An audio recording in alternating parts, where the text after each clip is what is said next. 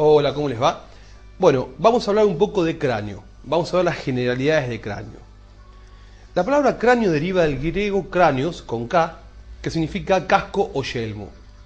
Y es una caja ovoidea, ósea obviamente, de aproximadamente 1200 centímetros cúbicos, que se contacta en la parte anterior e inferior con el macizo facial. De esta manera, cráneo y cara forman la cabeza ósea. El cráneo está formado por 8 huesos, de los cuales 4 son impares y ocupan la línea media, y de adelante hacia atrás son frontal, etmoides, esfenoides y occipital. Y 4 son pares, dispuestos 2 y 2, 2 laterales y superiores, que son los huesos parietales, y 2 laterales e inferiores, que son los huesos temporales, derecho e izquierdo obviamente.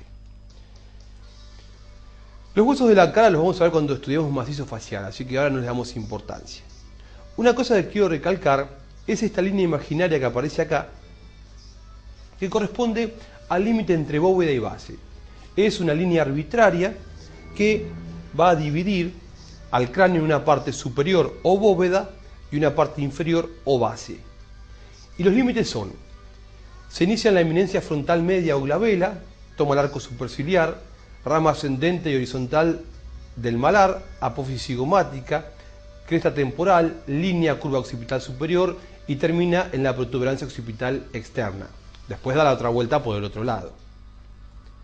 Acá tenemos los límites escritos. Vemos que de esa línea imaginaria para arriba estamos hablando de bóveda craneana y de esa línea para abajo hablamos de base de cráneo. Bóveda y base pueden ser estudiadas desde afuera, describirlas desde afuera, lo que es una vista exocraneal, o bien hacerlo desde adentro, lo que es una vista endocraneal.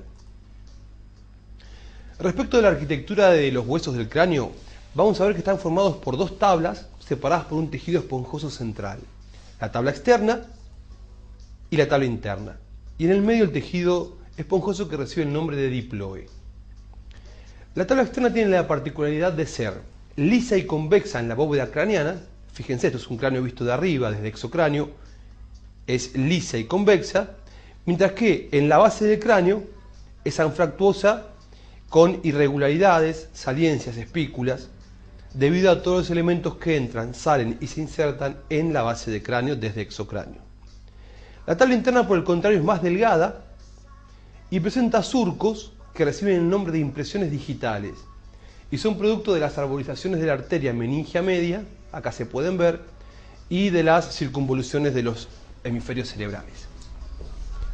Y otra cosa que es necesario destacar cuando hablamos de arquitectura ósea es estos espacios aéreos que tienen los huesos del cráneo, que son los senos paranasales. Lo vemos en huesos como frontal, etmoides en sus masas laterales y cuerpo del esfenoides. Ya lo vamos a ver después cuando estudiemos cara eso. Esta es una base de cráneo vista desde endocráneo. Y acá analizamos los huesos que son impares y medios. De adelante hacia atrás tenemos frontal, que es este. Acá está asomando con la apófisis crista galli, ya de paso se las voy nombrando, el etmoides. Hueso llave de la base de cráneo, el esfenoides, hueso que tiene forma de mariposa. Y por último, el occipital. En trencito, frontal, etmoides, esfenoides y occipital. Y laterales tenemos el temporal hacia abajo, con el peñasco, estructura importante del temporal, y hacia arriba los parietales. Le damos color y acá vemos cómo están distribuidos. División de la base del cráneo desde endocráneo. ¿Qué significa esto? Significa que a los fines didácticos podemos dividir la base del cráneo en 3 zonas. Y lo hacemos por 2 líneas imaginarias. Esta primera, que corre por el borde posterior de las alas menores del esfenoides, las apófisis clinoides anteriores y el borde anterior de la silla turca, y del otro lado lo mismo, clinoides anteriores y borde posterior del ala menor del esfenoides. Y una segunda línea que va a correr por el borde superior del peñasco del temporal, las clinoides posteriores, el borde posterior de la silla turca, las clinoides posteriores del lado izquierdo y el borde superior del peñasco del otro lado. De esta manera tengo la fosa cerebral anterior, la fosa cerebral media y la fosa cerebral posterior. Esta es la base, la bóveda del cráneo vista desde afuera. Esto es anterior, esto es posterior. Este es el hueso frontal, los dos huesos parietales a los laterales y el occipital hacia atrás. Acá tenemos los parietales. Vamos a encontrar una sutura, que es la sutura frontoparietal, una sutura media y otra parieto-occipital. Estas suturas reciben el nombre de sutura coronal para la frontoparietal, sutura sagital para la interparietal o parieto-parietal y sutura lambdoidea para la sutura parieto-occipital. Lambdoidea. L-A-M, lamb, doi, D-O-I, dea. Ya que no se las escribí, se las deletreo. Una cosa que tenemos que destacar son los puntos suturales. ¿Qué significa eso? Son puntos donde se unen más de dos huesos. Acá tendríamos uno y aquí tendríamos otro. Y se llaman bregma el anterior y lambda el posterior. Si lo miramos de lateral, vamos a ver que tenemos acá un punto sutural entre frontal, parietal, temporal y esta parte de aquí que es el ala mayor del esfenoides, que se llama pterium.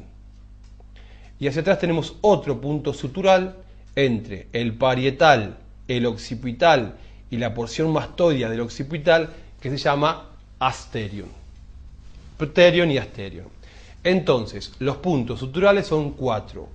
Bregma, lambda, terium y asterium. Y por último, volvemos a recordar los límites entre bóveda y base. Acá un poquito más grande. Se inicia entonces en la eminencia frontal media o glabela, toma el arco superciliar, la rama ascendente del malar, la rama horizontal, la apófisis cigomática, la cresta temporalis, de ahí salta a la línea curva occipital superior y de esta llega, o con esta llega, a la protuberancia occipital externa. Y acá les marcamos frontal, parietal, occipital, temporal y esfenoides, ala mayor del esfenoides. Muchas gracias.